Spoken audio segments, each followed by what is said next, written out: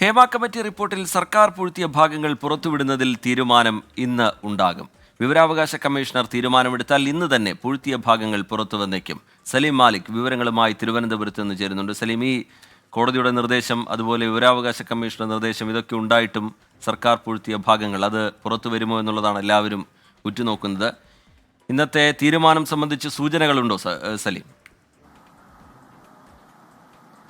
Rijith, Hema committee റിപ്പോർട്ടിൽ അത് ഹൈക്കോടതിയുടെയും ഒപ്പം വിവരാവകാശ കമ്മീഷണറുടെയും നേതൃത്വത്തിൽ തന്നെ അതിൽ പുറത്തുവിടേണ്ട ഭാഗമേത്, പുറത്തുവിടേണ്ടാത്ത ഭാഗമേത് എന്നൊരു സ്ക്രൂട്ടണി നടത്തിയിരുന്നു. അതിന് പിന്നാലെ പുറത്തുവിടാൻ ആവശ്യപ്പെട്ട ഭാഗങ്ങളിൽ പോലും സർക്കാർ സെൻസർ നടത്തി അതിൽ നിന്നും ചില ഭാഗങ്ങൾ ഒഴിവാക്കിയായിരുന്നു പുറത്തുവിട്ടത്. അതിന് പിന്നാലെ വലിയ വിമർശനങ്ങൾ ഉയരുകയും ചെയ്തിരുന്നു. അതിൽ പ്രധാനപ്പെട്ട ഭാഗം റിപ്പോർട്ടിലെ 49 മുതൽ 53 വരെയുള്ള പേജുകളാണ്. ഈ പേജുകൾ, ആ 4 പേജുകൾ പൂർണ്ണമായി ഒഴിവാക്കുന്ന ഒരു സാഹചര്യമുണ്ടായി. അതിന് പിന്നാലെ ചില പേജുകളിലെ ഖണ്ഡികകളും ഒഴിവാക്കി. അതിനെ തുടർന്ന് മാധ്യമപ്രവർത്തകർ അപ്പീൽ നൽകി ആ ഭാഗം കൂടി നൽകണമെന്ന് ആവശ്യപ്പെട്ടിരുന്നു. അതിലാണ് വിവരാവകാശ കമ്മീഷണർ ഒരു തീരുമാനമെടുത്തിരിക്കുന്നത്.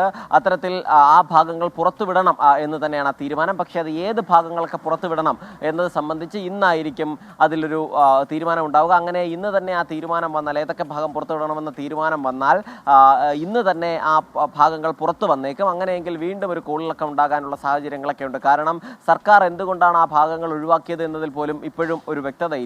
ഇരകളുടെയും ഒപ്പം തന്നെ മൊഴി നൽകിയവരുടെയും സ്വകാര്യതകൾ ഹനിക്കാത്ത എല്ലാ ഭാഗവും പുറത്തുവിടണം എന്നുള്ളതായിരുന്നു ഉത്തരവ്. പക്ഷേ അതാണ് നടപ്പിലാകാതെ വന്നത്. അതുകൊണ്ട് തന്നെ വലിയ വിമർശനം അതുമായി ബന്ധപ്പെട്ട് സർക്കാരിന് ഏൽക്കേണ്ടി വന്നു. സർക്കാരിന് ഇപ്പോഴും കൃത്യമായൊരു മറുപടി അതിൽ പറയാനും കഴിഞ്ഞിട്ടില്ല. അതുകൊണ്ട് ഇന്നിപ്പോൾ, അതല്ലെങ്കിൽ ഇന്ന് ഉത്തരവ് വന്നതിന് ശേഷം പിന്നാലെ പുറത്തു വരുന്ന റിപ്പോർട്ടിൽ ശരി, സലീം മാലിക് വിവരങ്ങൾ നൽകുകയായിരുന്നു. ഇന്ന് എന്താണ് വിവരാവകാശ കമ്മീഷൻ അതുമായി ബന്ധപ്പെട്ട തീരുമാനമെടുക്കുക എന്നുള്ളത് എല്ലാവരും ഉറ്റുനോക്കുകയാണ്.